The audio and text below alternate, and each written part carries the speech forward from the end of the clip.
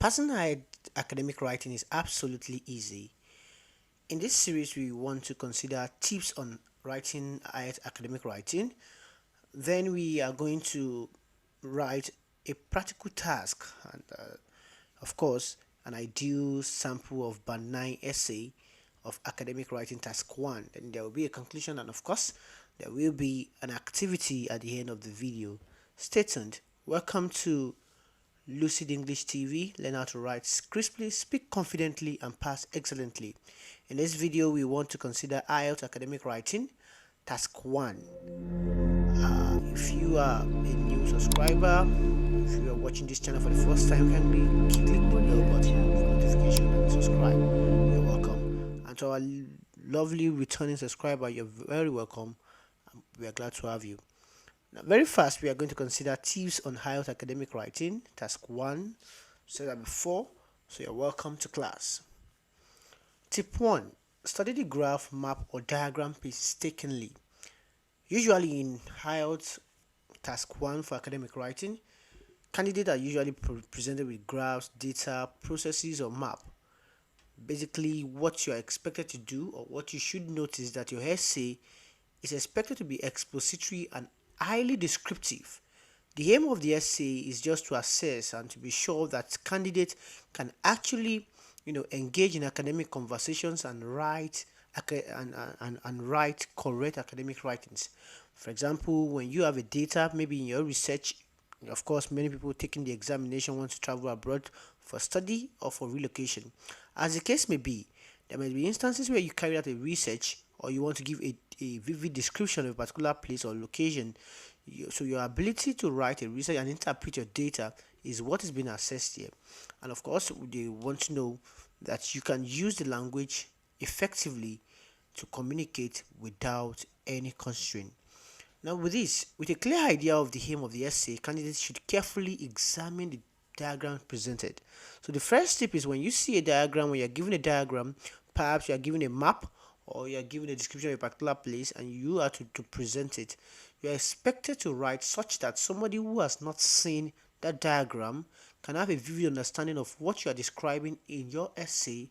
And that is why I said earlier that your essay, your academic essay task 1, is expected to be expository, because you're talking about a particular place, you're describing a particular process, or you're talking about a trend, a change, maybe a change in purchase of mineral resources, or a change in import and export.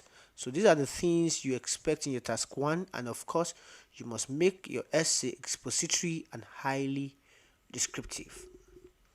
Tip 2. Organize the information in diagram or diagrams. At times you can have one diagram, at times you might have two. The same thing, you can have a bar chart, a pie chart, and you can have more than one, of course. In task 1, candidates are restricted to 150 words. There is a word count restriction, which is 150. And that is why it's advisable that you have 3 paragraphs in your essay. You have an introduction and 2 body paragraphs. Then the last one, you don't need a conclusion. Usually the last sentence you are making in your third paragraph is enough to serve as your conclusion. So you don't need to bother yourself about your conclusion. You are describing maybe two diagrams or 2 charts or two processes in 150 words. At times this may not even be enough for you. So you may not need a conclusion in your essay.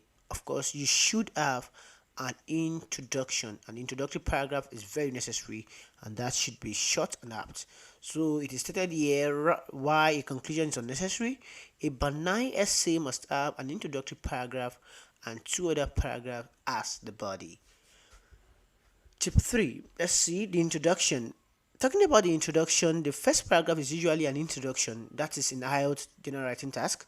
It gives a precise background or a summary of given tables, diagrams, charts, or graphs, as the case may be. As I have said earlier, an ideal introduction should not have more than 2 sentences. Of course, your introduction should not be more than in fact, it should just be a paragraph, or a sentence is enough. A sentence is enough for your introduction. Okay, an example: the table presents the percentage of imported and exported goods between 2000 and 2020. Imagine I've been given maybe a table showing the percentage of importation and exportation of a particular country between 2000 and 2020. This is what my introduction should look like. There is no story. Remember, I'm restricted by 150 words. So be creative, come up with something very precise, something very direct, a sentence that is that captures everything about the diagram. At times, this may just be the title of the diagram you're presented with, and that will just form your introduction. The next one, tip 4, that's the body. Organizing the body is very easy. Often candidates are presented with tables, charts, or diagrams representing the relationship between two categories of data or trends. Their various descriptions should be differently discussed in independent but related paragraphs. What we are trying to say here is this. At times you are given two different charts, or you are given two different diagrams, or you are given two different processes to explain. When you want to explain them, you should know that your body should have two different paragraphs as well. Maybe the first paragraph for the first process, or the second paragraph for the second process, or the first paragraph for the first category of the data, and the second paragraph for the second category of the data. You have to be very creative in breaking your essay the body of your essay into two paragraphs. So when you're explaining two different processes, the first process of course should be in a different paragraph, and everything related to that particular process should be explained in that paragraph. For example, if in an essay you are discussing the level of importation of cotton and exportation of crude oil, so why I can dedicate the importation of cotton to a paragraph, the exportation of crude oil will be discussed in another paragraph. These are the things you have to consider. Now, writing the body. How do you write the body paragraph? Be direct. That's the first thing you should know. Be direct. Academic language, you don't move around. You don't merry-go-round. You don't beat around the bush just to say. You have to be direct. Each paragraph should open with a sentence that precisely states the trends or part of the data being discussed in the paragraph. So I have said that before. In each of the paragraph, ensure you are focused. Okay, you want to talk about crude oil, you want to talk about mineral resources, you want to talk about the reception. Perhaps you are describing a particular place, you want to talk about the reception. Talk about it in that paragraph and move on. Describing. Make your description apt for trends. Describe the start and end point of its nature, like the nature of the trend. Just describe the start and the end point. That will be your focus. Perhaps the start can be in a paragraph, while the end point can be at the end of a paragraph. Of course, that is the relationship that the essay might want, that the examiner actually wants you to concentrate on, and that is what you must describe vividly. Another one is have a description focus. If you're talking about map, have a description focus. Perhaps you want to view it from the entrance, reception, or exit. One thing you should know is there are some technical terms you must talk about when you are using map. Of course, you must be able to use word like south, east, or you want to say eastern, southern, northern. So there's a way you use them. Okay, so in your description, because these are registered in map, so you must have a description focus. A description focus is that point where you use to point at all the other items. Perhaps you want to talk about a particular building. You can use the entrance point. So you can start from the right side of the entrance or from the left side of the entrance, or you want to use the reception. After the reception, before the reception, opposite to the reception, adjacent the reception. This is how you make your description apt and direct, such that whoever want to draw or whoever want to represent this same diagram, another diagram with your essay, should be able to draw it, should be able to paint a mental picture of exactitude of what has been said or drawn in the diagram where you are describing from. Okay, let's move on. Let's have a quick recap before we continue. Remember, your essay should be absolutely descriptive. It should create a vivid mental picture in the mind of someone who has not seen the diagram. So somebody who has not seen the diagram must be able to read your essay and have a clear mental picture of what you are talking about. Transition words, very important. Connect your sentences and maintain coherence in your paragraphs. Your sentences should be connected with the use of appropriate transition words. Do not write without using transitional words. You can use in addition, furthermore, moreover. Okay. On the contrary, if you're making a comparison, okay, so you make use of that.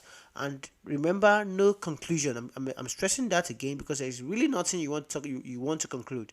Once you have done with your description, that is the end of your essay. There is no need for any kind of conclusion in uh, academic writing task 1. Given the limitation of the word count, do not bother about a conclusion.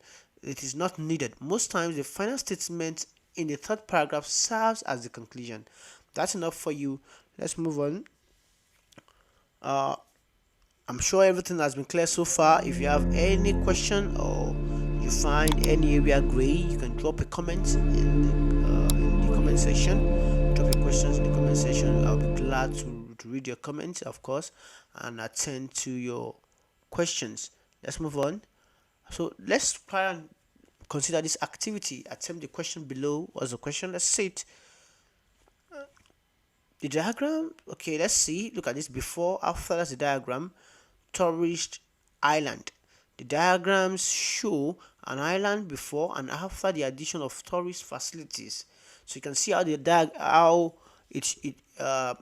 how the island looks like before and how it looks like after some facilities for tourism has been added. Let's see.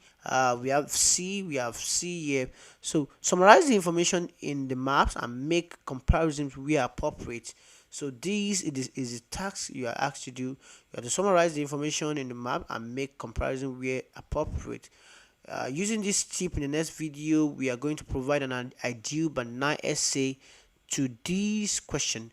But before then, feel free to attempt to try and learn, and of course you can demand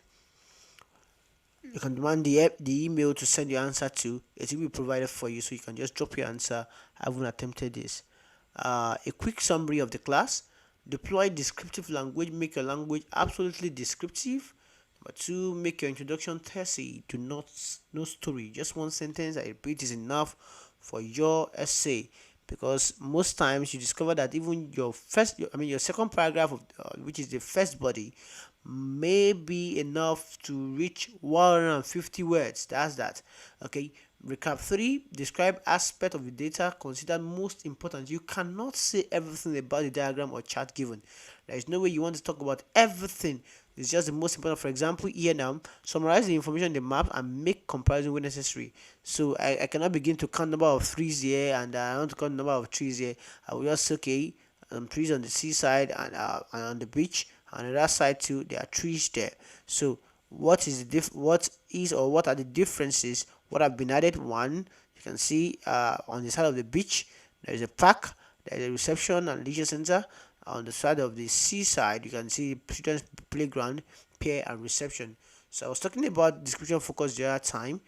Description focus here we either be, maybe I want to use this beach side or the seaside as my description.